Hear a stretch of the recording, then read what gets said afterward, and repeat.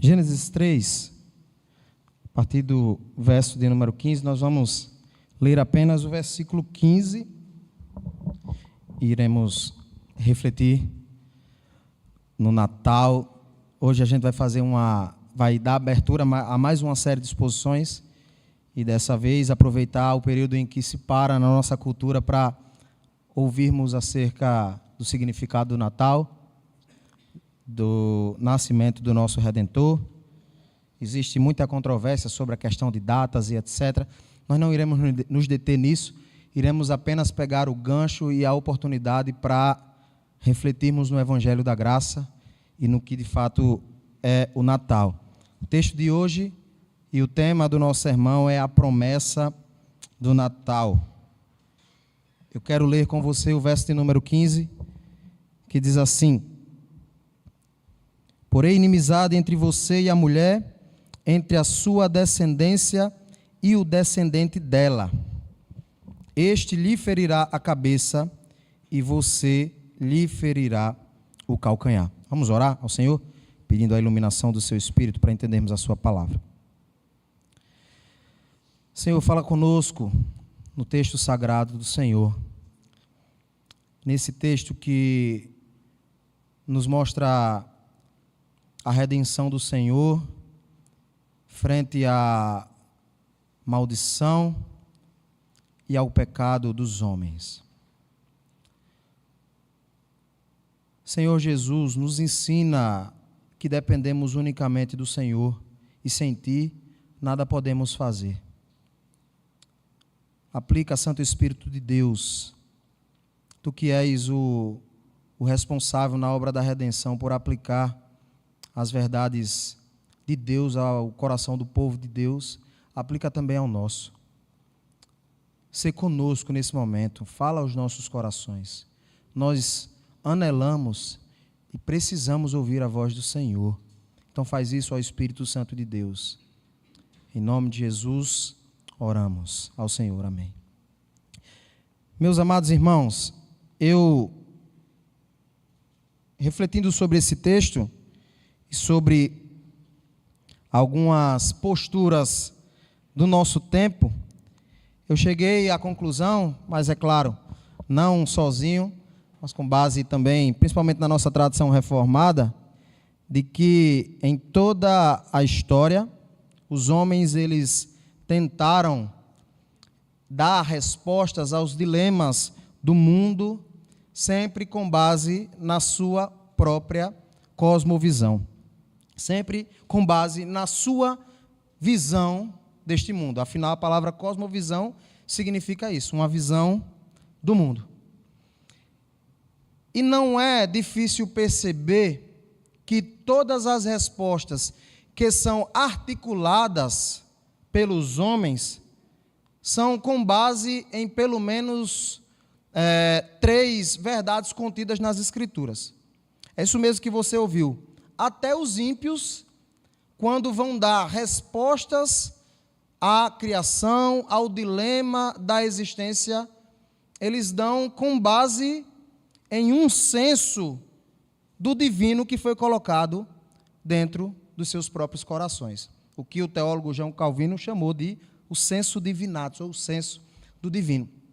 Traduzindo, sempre que a humanidade tenta dar respostas sobre como enxerga a criação do mundo, sobre como responde o porquê tudo deu errado, ou sobre o que salvará a humanidade, eles sempre respondem com base num tripé, chamado criação, queda e redenção. Sempre os homens estão articulando e falando sobre as coisas criadas, muitas vezes de uma perspectiva que até parece que são cristãos, ou até parece que conhecem ao Deus das Escrituras. Quando vão, muitas vezes, falar de pecado, há em muitos ímpios uma compreensão, às vezes, mais avantajada dos seus erros e dos seus pecados do que de muitos cristãos. Há uma perspectiva da depravação total de todos os homens, por vezes maior do que a de muitos cristãos. E quando vão falar de redenção, eles sempre anseiam e anelam por paz ou pela resolução de todos os problemas da humanidade. Eu queria trazer pelo menos 2 músicas inicialmente na nossa música popular brasileira que trazem esses conceitos sendo mais ou menos articulados e por pessoas que não são cristãs. Uma delas, se você tem a internet aberta aí, depois você pode pesquisar, chamada Me Curar de Mim, de uma autora chamada Flaira Ferro. Eu quero ler um trecho dessa música com você, atestando aquilo que a gente está falando aqui. Veja o que ela diz acerca de si mesmo. Sou a maldade em crise, tendo a reconhecer as fraquezas de um lado que nem todo mundo vê. Fiz em mim uma faxina e encontrei no meu umbigo o meu próprio inimigo, que adoece na rotina. Eu quero me curar de mim. Quero me curar de mim. Quero me curar de mim. Ela exclama. Sobre o ser humano, ela diz, na sua música, o ser humano é esquisito, armadilha de si mesmo. Fala de amor bonito e aponta o erro alheio. Vim ao mundo em um só corpo, esse de 1,60 m. É uma alusão ao tamanho dela, né? Devo a ele estar atenta, não posso mudar o outro. Eu quero me curar de mim. Quero me curar de mim. Quero me curar de mim. Vou pequena e pianinho fazer minhas orações. Eu me rendo da vaidade que destrói as relações. Para me encher do que importa, preciso me esvaziar. Minhas feras encarar, me reconhecer, hipócrita. Sou má, sou mentirosa, vaidosa, invejosa, sou mesquinha, grão de areia, boba e preconceituosa.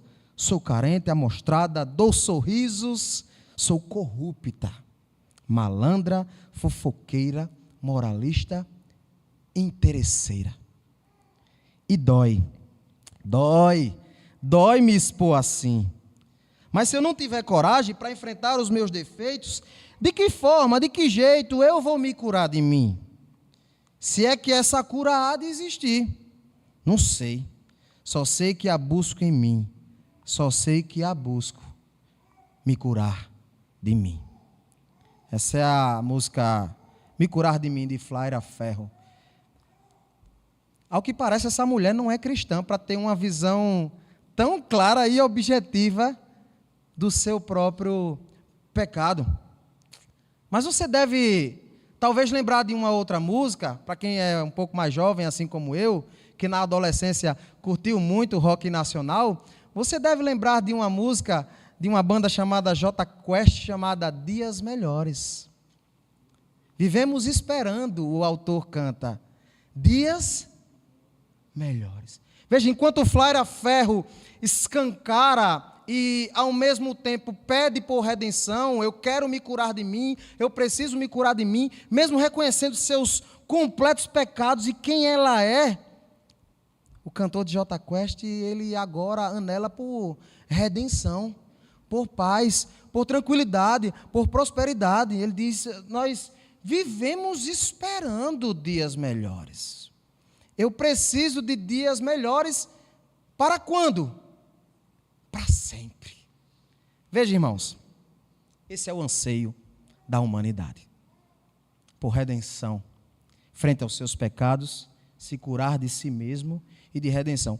Mas a problemática está aí, porque desde que o mundo é mundo e que o homem pecou, sempre o homem passou a tentar ser a resolução dos seus próprios problemas.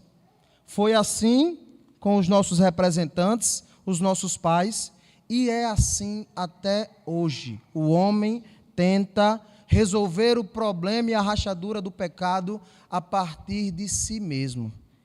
Essa é a mensagem do Natal. Veja, a mensagem do Natal é que ninguém pode se salvar de si mesmo. A mensagem do Natal é que ninguém pode resolver seus próprios problemas e só Deus pode lhe curar de você mesmo. Só Deus pode trazer dias melhores e melhores para sempre. Agora veja, a redenção proposta nas Escrituras, ela é singular, ela é única, ela não é o que os intelectuais da nossa cultura esperam, não é o que eles anelam e não é, talvez, o que você acha que é. Nós vamos ver que a natureza ou o tipo de redenção que os homens eles esperam é completamente diferente em natureza e em essência do tipo de salvação que Deus proporciona e que o Natal nos faz relembrar sempre.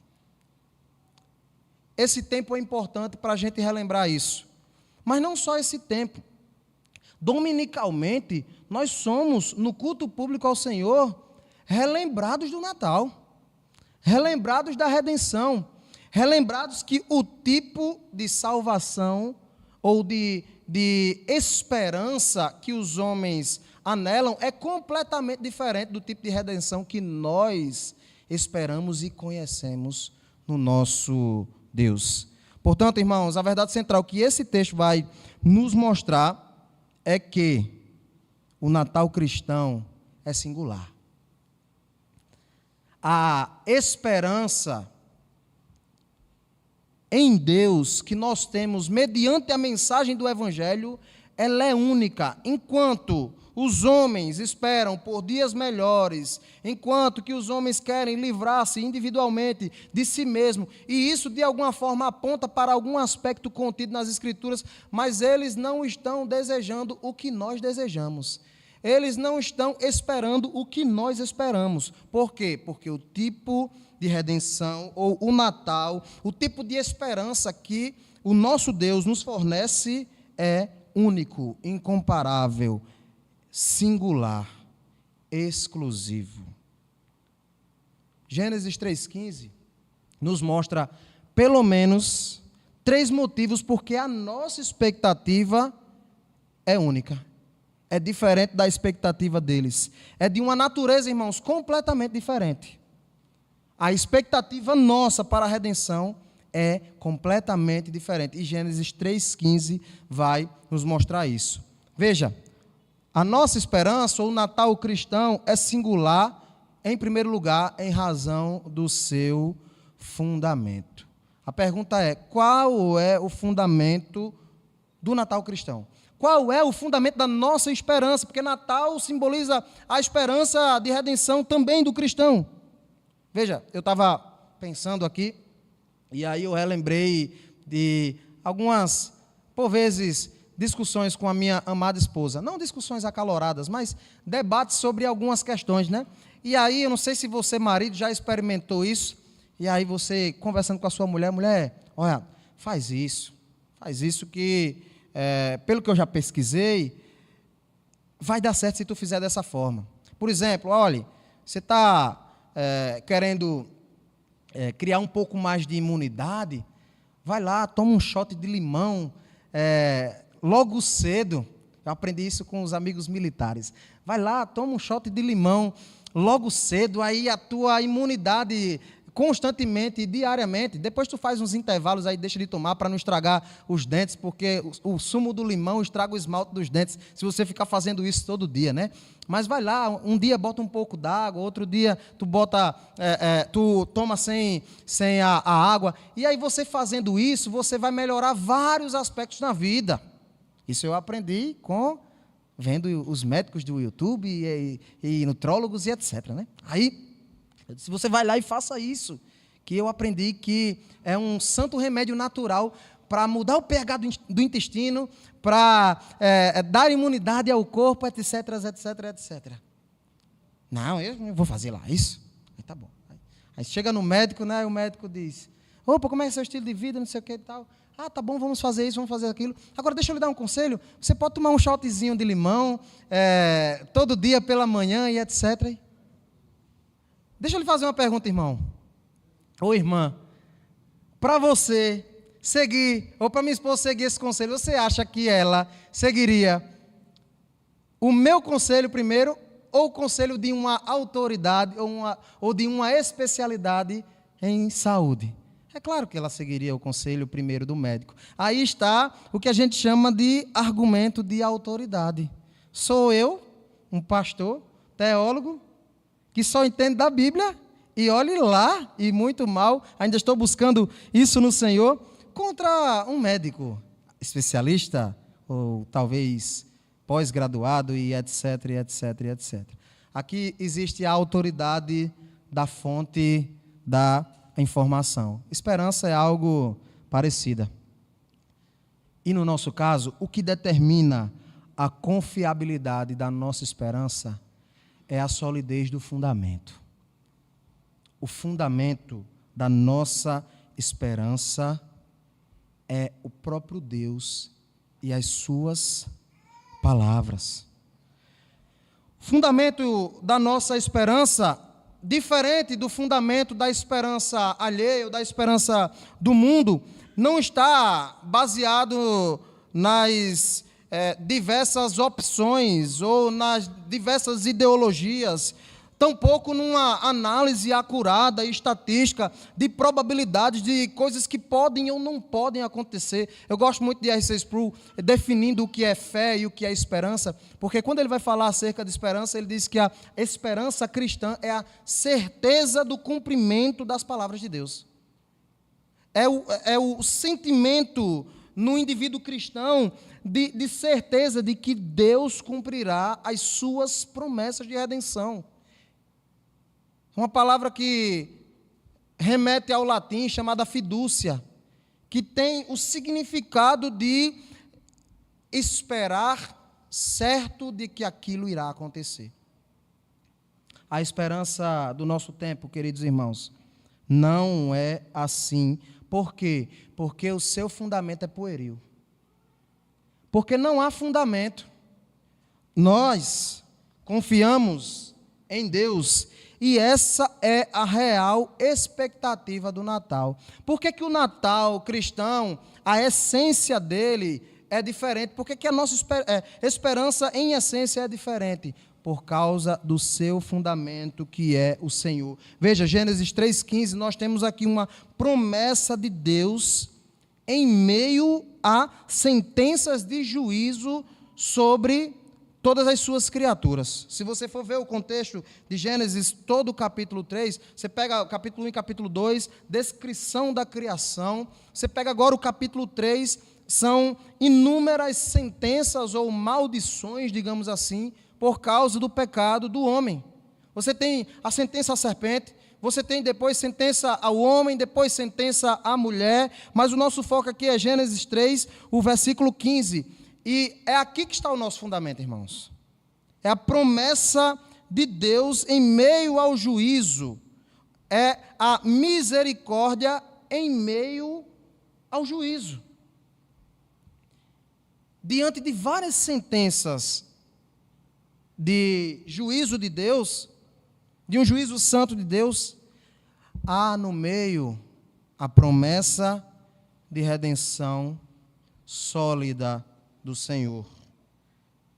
Porém, inimizade entre você e a mulher, entre a tua descendência e o descendente dela. Este lhe ferirá a cabeça e você ferirá o calcanhar. Nós podemos esperar, irmãos. Nós podemos ter expectativa correta diante do Natal. Nós podemos ser relembrados e isso aqueceu o nosso coração em períodos de festa, em períodos de Natal, porque o fundamento da nossa esperança é sólido. Irmãos, o fundamento da nossa esperança é completamente baseado no caráter de um Deus que é completamente justo, completamente santo, completamente amoroso, completamente gracioso, completamente justo, completamente bondoso, misericordioso, e por causa dele, e não de nós mesmos, por causa do seu caráter, dos seus atributos, da sua pessoa, nós podemos, cristão, confiar no Senhor. Ele já deu provas, inúmeras provas, de que você pode nele confiar. Esse texto, diante dessa verdade, nos chama a confiar na solidez da redenção, para que a nossa esperança neste mundo seja recalculada, a nossa rota seja recalculada. Talvez, cristão, você esteja andando aflito e ansioso com os cuidados dessa vida, porque você ainda não virou o seu coração para o fundamento que é o próprio Deus. E você precisa hoje se arrepender da incredulidade do seu coração. Talvez isso esteja acontecendo porque você vive como se Deus não existisse. Portanto, a sua esperança ela é pueril, como a esperança daqueles que não conhecem a Deus. O Senhor nos chama a confiar no fundamento do Natal. Ele e as suas promessas. Ele cumpre o que diz. Em segundo lugar, o Natal cristão ele é singular. A esperança que temos, ela é única em razão do agente poderoso.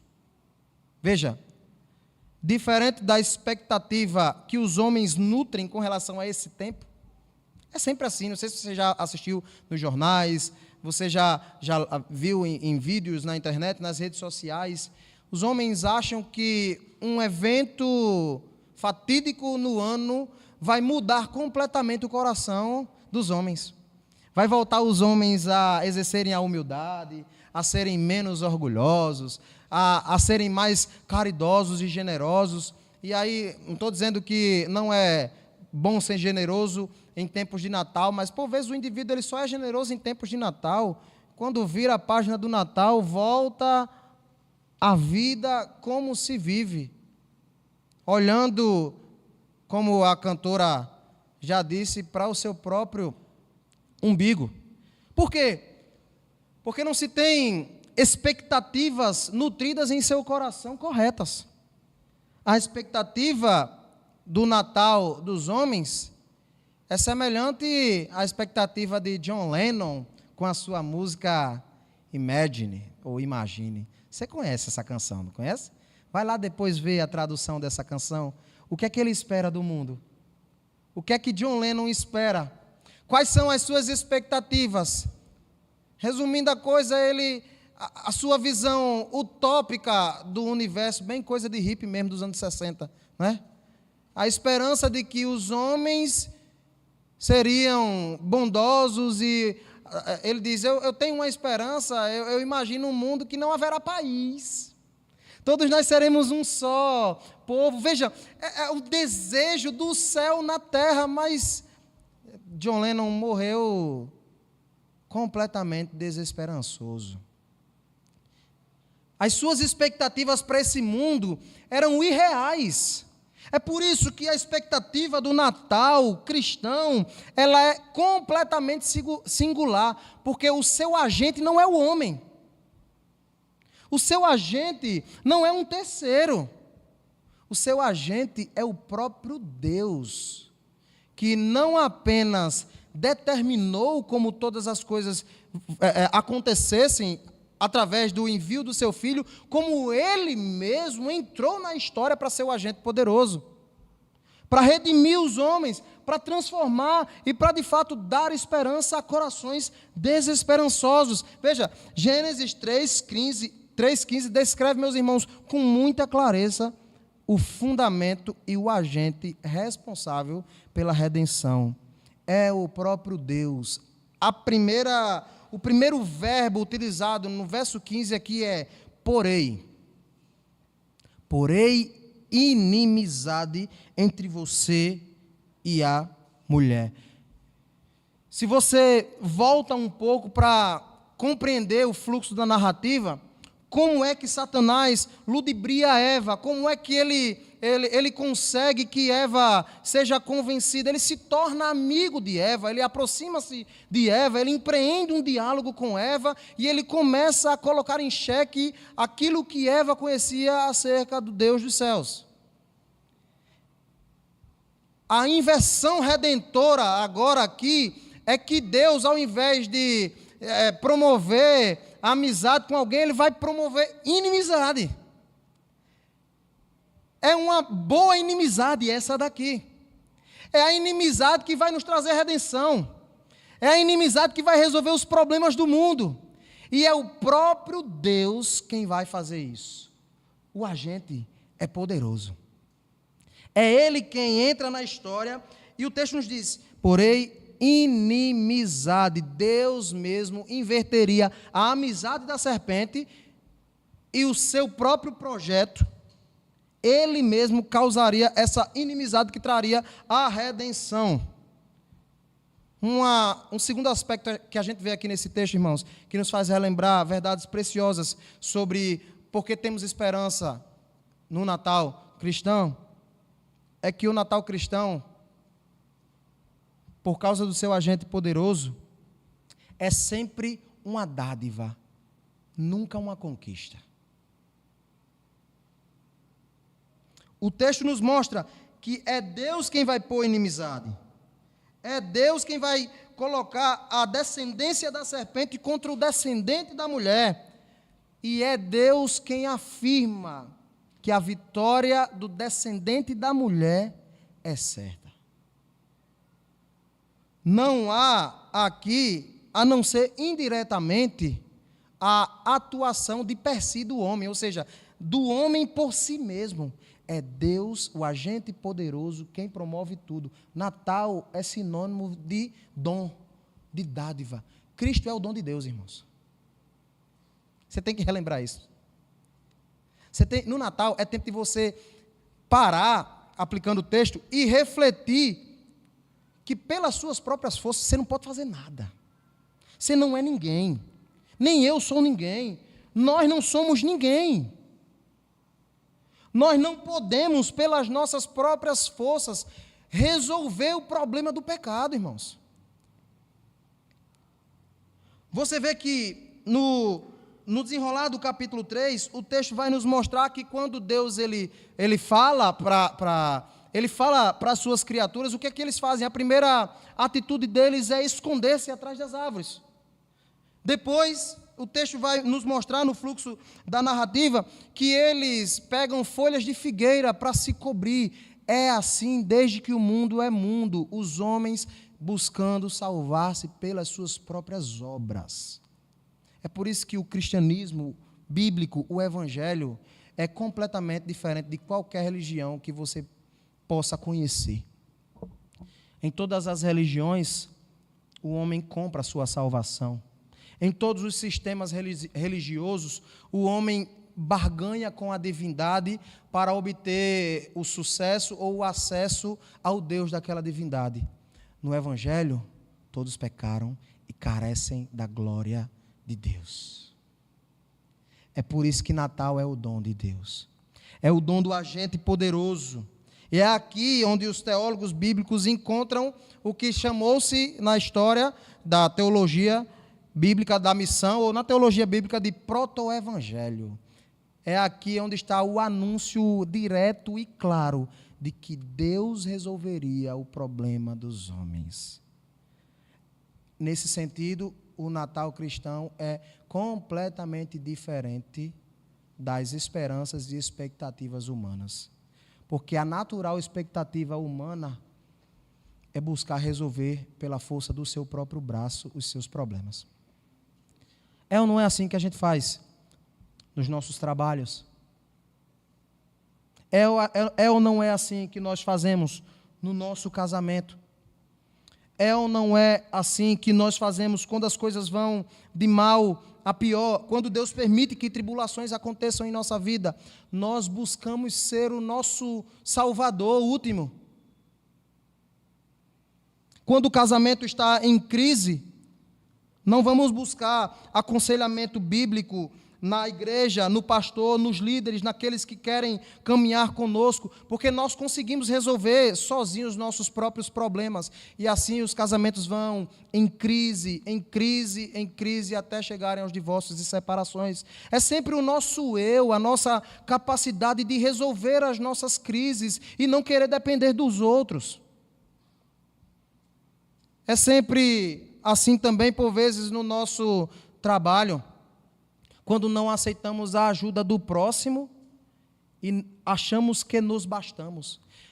Pode também ser assim no ministério pastoral, com líderes que não delegam suas funções, achando que eles são os fornecedores últimos de serviços para a igreja. A igreja só funciona se o líder estiver. Caso o líder, o pastor não esteja, ou o presbítero não esteja, a igreja ela não vai caminhar. É sempre assim, nós confiando na força dos nossos próprios braços.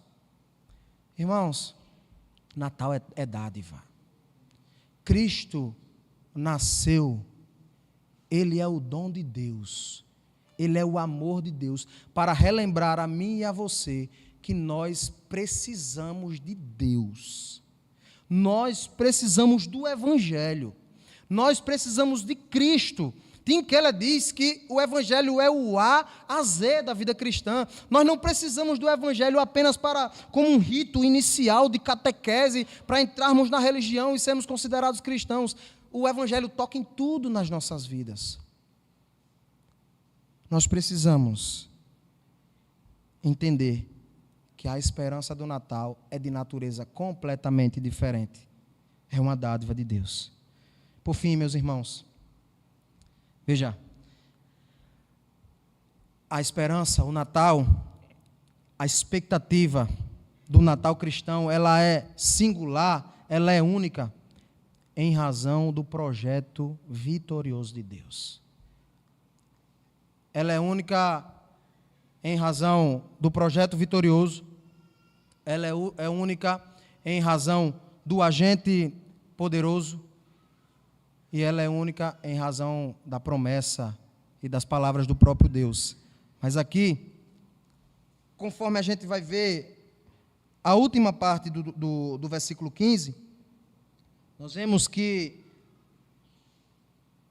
uma batalha é empreendida e é motivada pelo próprio Deus. É Deus quem promove a inimizade, é Deus quem promove o conflito. E aqui no hebraico a ideia é o conflito, e as palavras aqui é semente e semente. Quando você tem aqui, por inimizade entre você e a mulher, entre a tua descendência a palavra é semente, e entre o descendente dela a palavra também é semente. Que pode significar, conforme os comentaristas dizem, descendência ou descendentes, ou também essa palavra semente aqui, ela pode significar também, no contexto da língua hebraica, um indivíduo ou um descendente. Eu gosto muito de um teólogo bíblico chamado Bruce Waltke, comentando esse texto, que ele diz que o texto e todo o Antigo Testamento dá margem para você olhar para Gênesis 3,15 como referindo-se tanto à descendência quanto a um descendente na história. Porque o texto nos mostra, e eu gostei muito dos tradutores da NAA, porque eles colocam entre a sua descendência e o descendente dela, deixando claro que aqui se levantaria um descendente da mulher, que aqui nesse ponto da história não sabemos quem é ainda, mas nós, conhecendo o todo da revelação, com as escrituras sagradas, está aqui o proto-evangelho e a promessa de um Messias, de um descendente que conquistaria, que batalharia e que venceria por completo essa batalha que foi promovida em toda a história. Você tem um texto, eu quero que você abra aí, ou então vai ser projetado aqui, Apocalipse, capítulo de número 12, você tem aqui no texto de Gênesis vários paralelos, né? A serpente e a mulher, uma descendência e um descendente, ou a descendência da mulher, você tem um golpe que seria desferido pelo descendente da mulher, e você tem um golpe que seria desferido aqui pela descendência da serpente. E aí em Apocalipse capítulo 12, eu quero ver com você, você tem esse texto de Gênesis 3,15, provavelmente sendo interpretado aqui pelo apóstolo João, quando ele vai falar aí do dragão, e ele faz uma clara referência ao diabo, quando ele vai falar da mulher como uma representante coletiva, ou seja, a igreja em toda a história ela foi retratada como semelhante a uma mulher que gera filhos, né?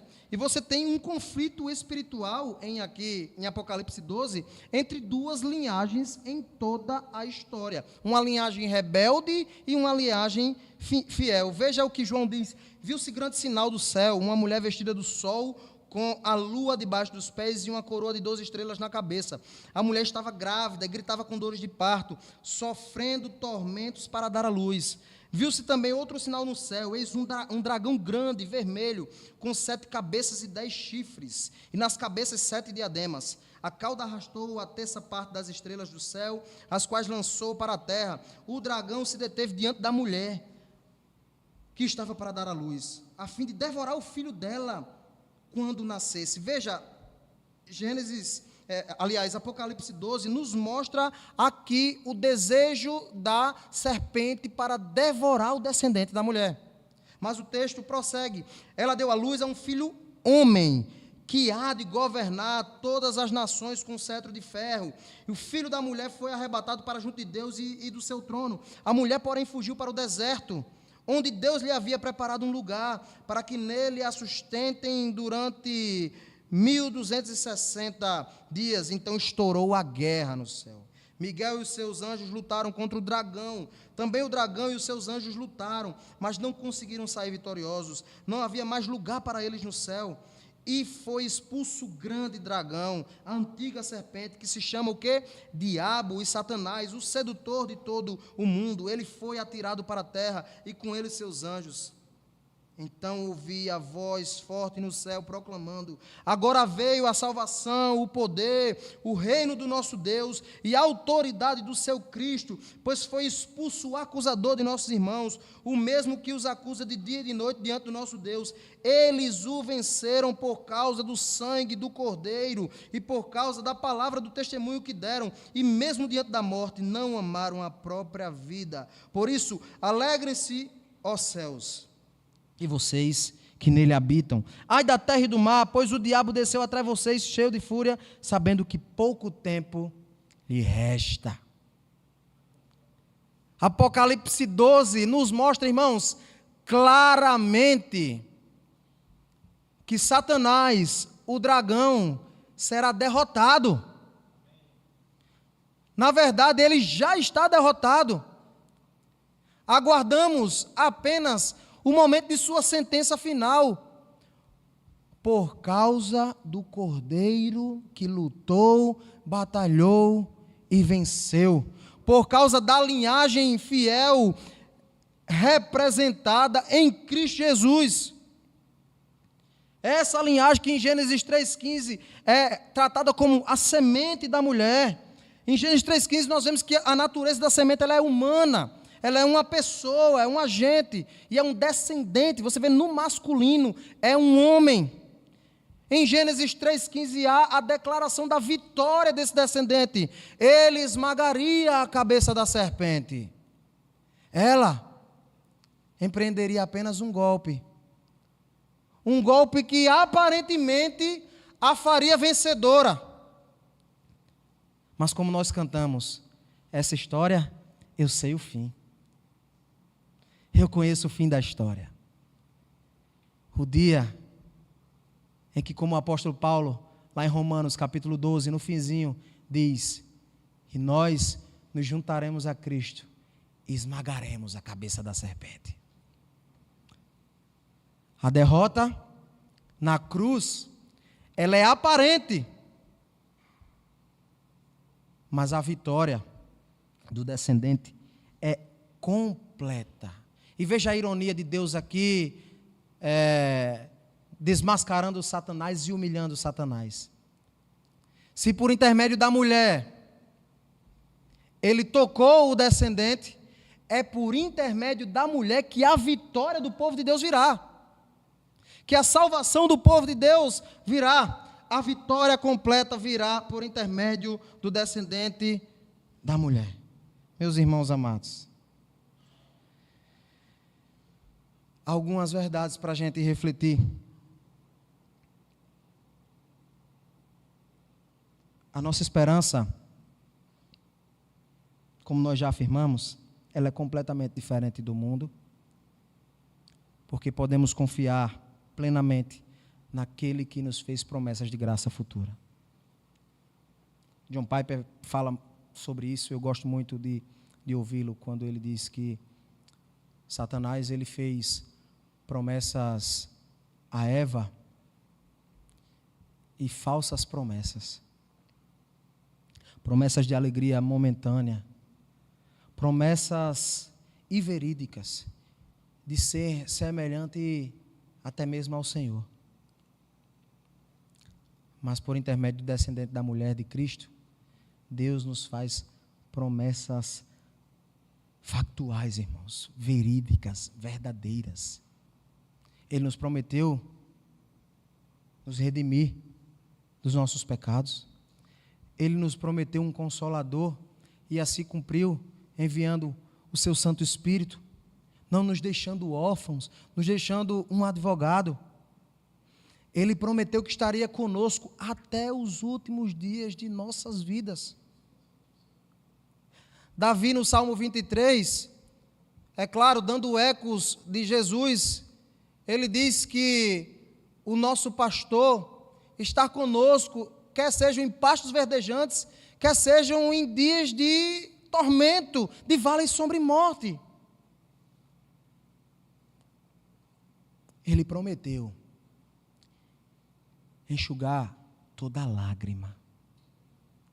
Foi ele que, como bem exemplificou o poeta Marcos Almeida, foi ele que prometeu que toda dor é por enquanto. Todo golpe da serpente é momentâneo. O golpe e a aparente vitória só mostrará a sua completa derrota. Porque a nossa base, o nosso fundamento, o agente é digno de nossa confiança, irmãos, e de nossa salvação. É Ele quem nos comprou a salvação. Nós esperamos seguros, porque eu quero relembrar a você que o projeto de redenção não é algo que nasceu num dia desses. O projeto de redenção do Natal não é novo. Não é um projeto que ao longo da história, semelhante ao marxismo, socialismo, comunismo, ou ao capitalismo e as suas inconsistências, o projeto de redenção de Deus, não há erro nele, nem há nada a se reparar. Não há. Veja, pense no desenrolar da história. Pense que se você passar a página de Gênesis 3, você vai ver o primeiro conflito entre o descendente da mulher e a descendência de Satanás. Um golpe. Caim mata Abel. Relembre que Faraó ordenou a morte dos meninos hebreus do Egito. E o que é que aconteceu? Muitos foram mortos. Golpe da serpente. Relembre que Atalha, mãe de Acasias, depois de perder o seu filho, mandou tirar a vida de todos os descendentes de quem? De Davi, descendência de Deus. Lembre que no período em que o nosso Salvador estava para nascer, Herodes, usado, manda matar todos os meninos de 2 anos para baixo. Mas deixa eu lhe dizer uma coisa. Todos os golpes da serpente sem sucesso. Sabe por quê? Caim matou Abel, mas Deus promoveu outro descendente para Eva, Sete e toda a descendência. O faraó ordenou que matassem todas as crianças hebreias, mas Deus preservou a linhagem da promessa através de quem? De Moisés. Atalha tentou, mas Joás foi preservado da linhagem de Davi, postergando toda a geração de Davi. Herodes tentou, mas Cristo Jesus foi levado ao Egito. E de lá iniciou o projeto da nossa redenção. Mateus diz, do Egito chamei o meu filho. Ele veio para salvar. Quando a serpente, irmãos, achou que venceria a morte, como Paulo diz, o triunfo de Jesus na cruz, a sua morte e a sua ressurreição esmagaram a cabeça da serpente. Essa é a nossa vitória. Esse é o significado do Natal. Fiquemos de pé.